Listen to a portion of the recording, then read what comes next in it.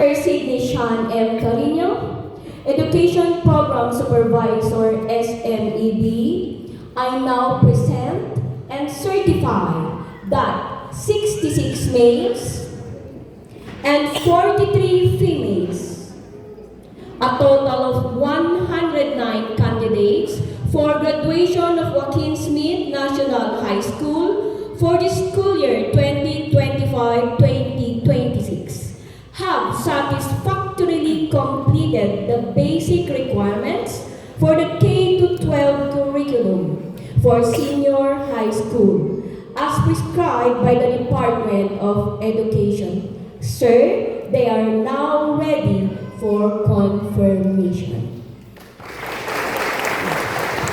Thank you, Ma'am Janet. Upon the certification of your school head, Ma'am Janet Pasqua, that you have satisfactorily completed the requirements of the K-12 curriculum as prescribed by the Department of Education,